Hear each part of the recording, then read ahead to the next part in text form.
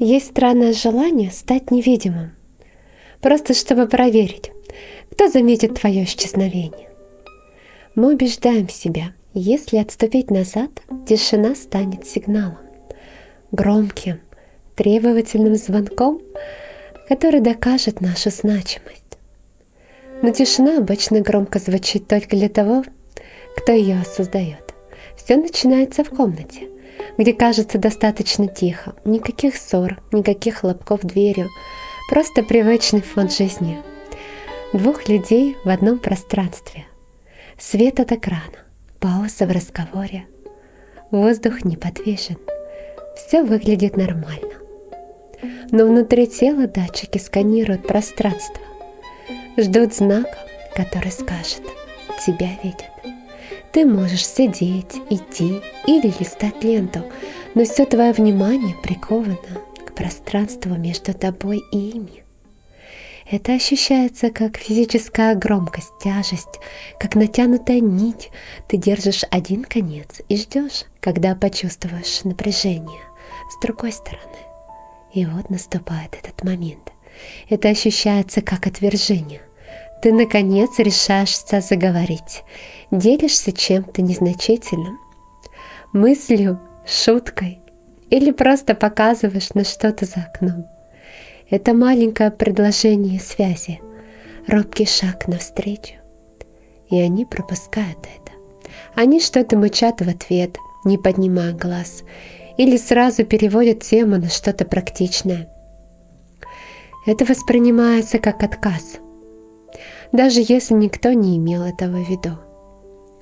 Ты предложил часть себя, и это предложение повисло в воздуху. Сигнал прерывается, нить провисает.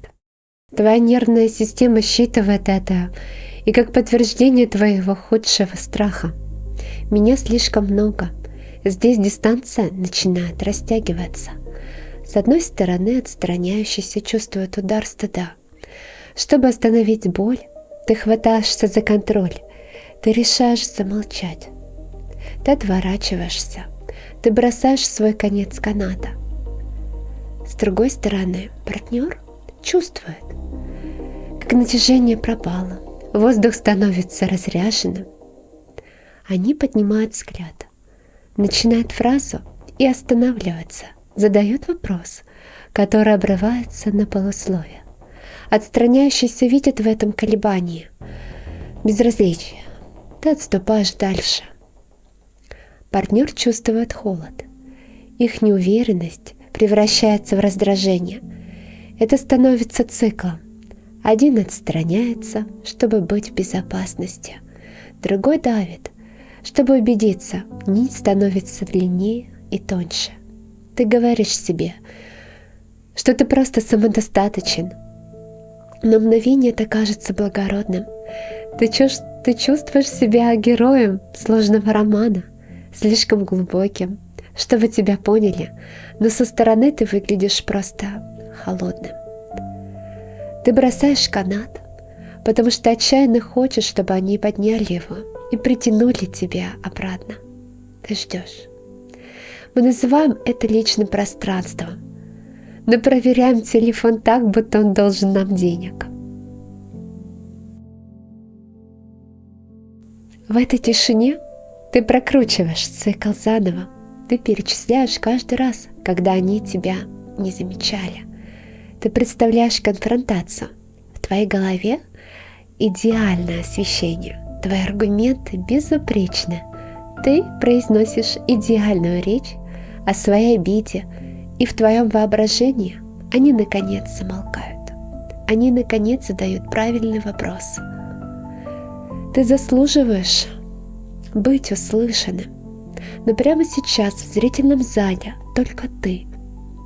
Тем временем в реальности происходят два выбора в темноте. Партнер берет телефон, набирает 3 точки. Ты видишь, как появляются пузырьки сообщения. Ты ждешь извинений, но пузырьки исчезают. Они стирают текст. Они решают не навязываться. Отстраняющийся видят, как загорается экран. Твой палец забирает над именем. Ты читаешь уведомления, затем блокируешь экран, кладешь телефон лицом вниз. Текст провален. Не потому, что не любят тебя, а потому, что не знали о существовании текста. И в этот момент злость ломается, оставляя после себя что-то более мягкое и грустное.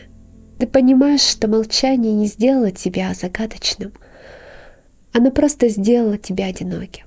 Дистанция, которую ты создал для защиты, работает. Идеально. Она не запускает ничего, даже любовь, которую ты хотел впустить. Это тяжелый способ жить, держать канат, за который никто не тянет. Это триггеры Протена. Это негласное правило, которое никогда не произносится вслух.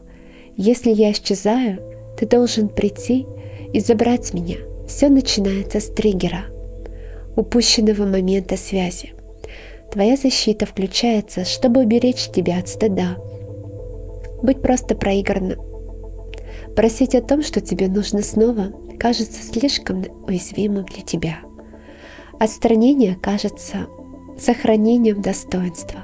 Это не ново. У этого обычно есть история. Это эхо времени, когда ты усвоил тяжелый урок. Иметь потребности – это значит быть обузой. Ты научился говорить годами.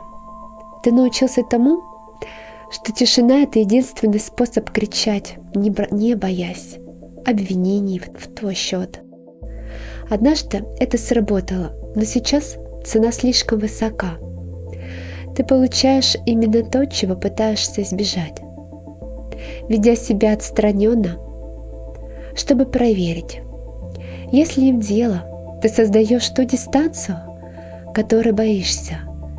Ты приучаешь людей, которых любишь, оставлять тебя в покое именно тогда, когда они нужны тебе больше всего. Самое трудное — сказать прямо, прежде чем начинать исчезать. Поверить, что нить держится даже когда ты не тянешь за нее. Можно просто быть здесь, видимым.